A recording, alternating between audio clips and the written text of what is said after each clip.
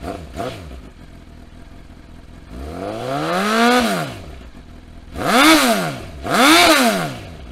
everyone, BWV here with option number 3 of the 3 bikes I'm considering purchasing.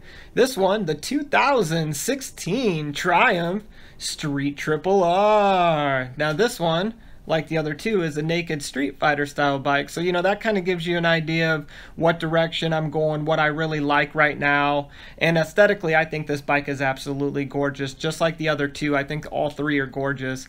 And this one is damn near flawless. I mean, there's only a few things that I would even change out of this one stock, like from the dealership. Let's start off with the stuff we really like about this. Up front with the levers, you have an adjustable brake and clutch lever. That's something that the other 2 bikes don't have on both sides up there, is clutch and brake adjustable. So, that's a nice feature. That's not necessarily an expensive upgrade on the other ones, but that's something nice that I wouldn't have to worry about right off the bat. You have the adjustable forks on this, as do you with the other 2. That's something that I really wanted out of the next motorcycle. And then adjustable rear suspension, which, in these price points, you would assume that would come, standard. So that wasn't something I was too worried about.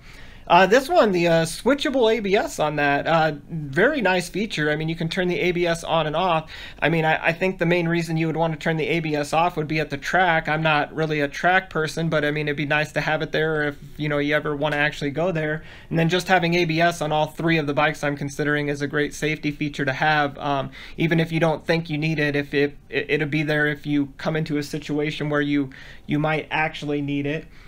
This one, like I said, the Triumph, it's the 675 triple on this one. Comes in at about, if I remember right, 106 horsepower, about 50 foot-pounds of torque. So this bike has definitely what it needs. It kind of splits the middle of the Honda and the FZ09 in the engine CCs, but the horsepower and the torque, the torque is definitely there on this bike. That's a fantastic feature.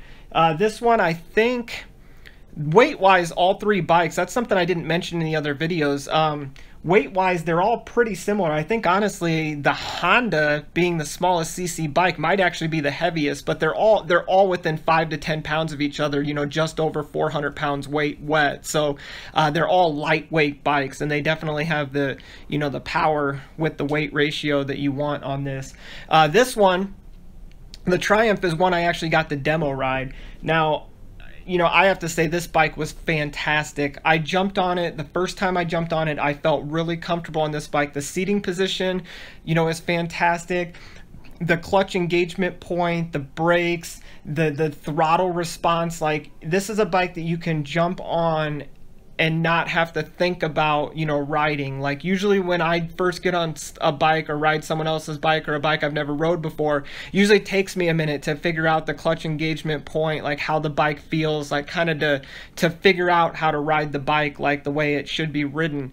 This one, I jumped on it and took off from the dealership and didn't even look back. Like, it felt fantastic. The throttle was very linear, the brakes were phenomenal, the clutch was very smooth, and the bike felt really nice to ride.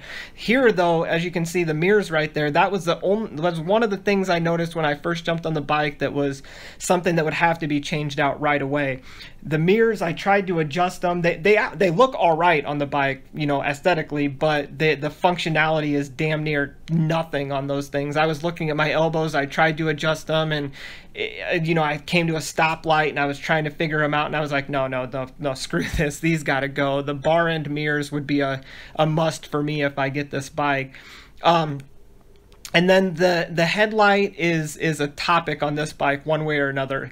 People either love that damn thing or they hate it. Now me, at first when I looked at it, I was like, okay, the headlights, yeah, they're interesting, but they started to grow on me, and I think they're unique to the Triumphs, and I like them now because you could see the headlights and you immediately know, what the bike is, and it's kind of like a staple for the bike. So whether you love them or hate them, I think they need to be there because it really does make it stand out as something, something different. As you can see, we're panning up here to the instrument cluster on this.